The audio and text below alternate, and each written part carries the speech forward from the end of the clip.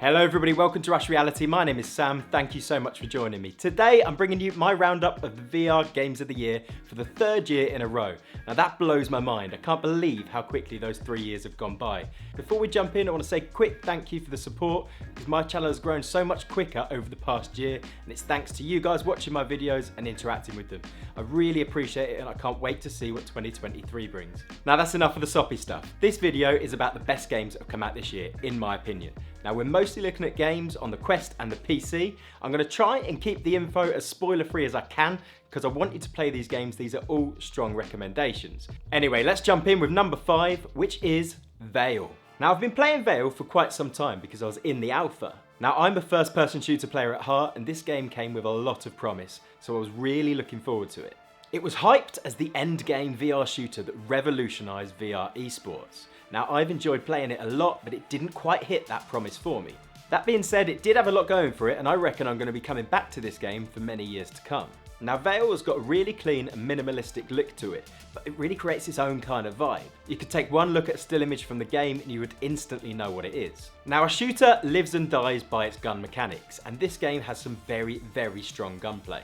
It's got lots of manual features, but you can really play with the guns however best suits you. At points it can feel a little bit jittery, but there's nothing better than the feeling of picking off a long shot right across the map, something that's very hard to do in lots of VR games, but I pulled it off many times in Vail. Now I'll be honest with you, Vail does have a high skill ceiling. If you're new to the game or you come back to it after a long time, you might find yourself becoming a bit of cannon fodder.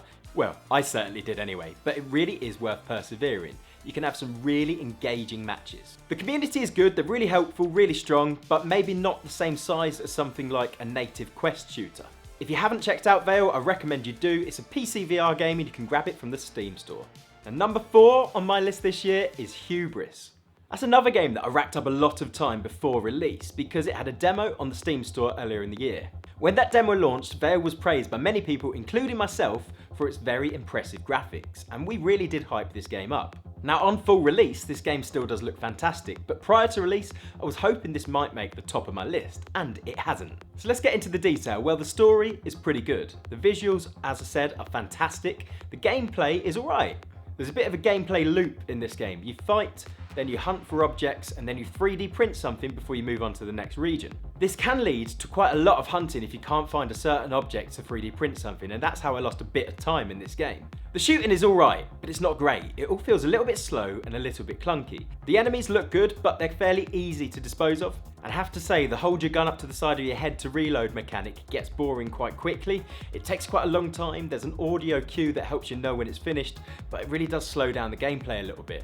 And mix that in with the fact that the gunshots themselves are quite slow, and you really don't have much of a fast-paced shooter.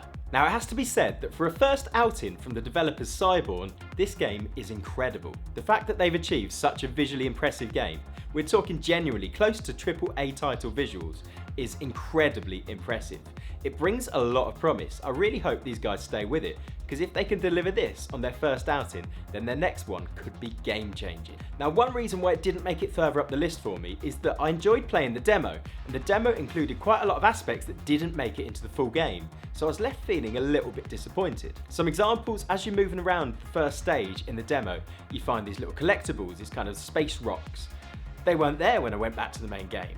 There are a couple of other things like dislodging some of the large rocks that when you just step near them they move themselves up, and it clearly felt like the developers had intended to do something much bigger, didn't quite know how to work it and just kind of left it out. But overall I would say this is a must play game. It's been a couple of years since we had that real flow of constant PCVR games that are really high visual quality. But this game fits into that category, and for me that's why it made it onto the list. So that brings us on to number 3, which is Walking Dead Saints and Sinners Chapter 2 Retribution. Now, this is a fairly incredible game, and it really does blow me away what Skydance can do with visuals, particularly on the Quest, where this game just holds up fantastically. Chapter 2 sees us return to a post-apocalyptic New Orleans, and this really is a showcase of how to build a perfect VR world. I just love games where everything is interactable and it all feels alive. We see the return of lots of popular characters from the first game, and the story picks up immediately after the ending of the first. Now for me, Saints and Sinners always feels really challenging, and at points it feels stressful as hell. When you've got a horde of zombies chasing after you, you're emptying clips and you're running out of ammo, you need to reload just as they're closing in on you, it can all get a bit much. but it's so rewarding when you get through it and survive. Now, one thing they did with Chapter 2 is they turned up the action. Walking Dead Saints and Sinners 1 saw us hunting for loot constantly. You always felt a shortage of weapons, you constantly had to keep your backpack full. Now, it's not quite the same in Chapter 2 because they grant you a load of loot from the offset in favour of putting the focus back on lots of action. This game absolutely would be in with a shout for the top spot. The reason why it hasn't quite reached the top spot for me is that there just wasn't enough innovation from the first game. It really does feel like more of the same. That being said, when more of the same is more of a genuinely awesome game, then what more could you ask for? That brings me to my second best game of the year, which I'm awarding to Red Matter 2. Now, in contrast to The Walking Dead, Red Matter 2 is a game that took a successful first outing and developed it so much further for the sequel. This was one of the games that really blew me away with the visuals on the quest. There was some amazing lighting and the textures look fantastic. The story is really strong, and just like the first one, it focuses more on puzzles and exploration than fast-paced combat. That's always refreshing when a game can pull it off well. The puzzles were really good, though at points they did leave me searching and backtracking for a bit too long. It would take you about 5 to 8 hours to complete. For me, I was closer to that 8 end, and that is probably because I spent a bit too long searching on those puzzles. Maybe that's just on me, perhaps you felt differently.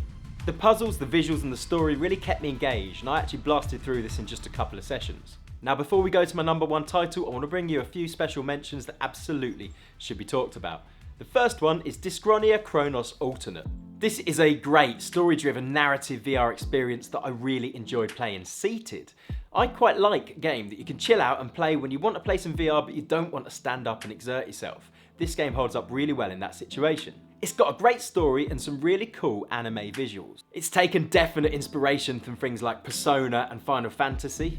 It's not too long of a game, but it is seeing episodical follow-ups, and I really do think they're worth checking out. Another special mention goes to Among Us VR.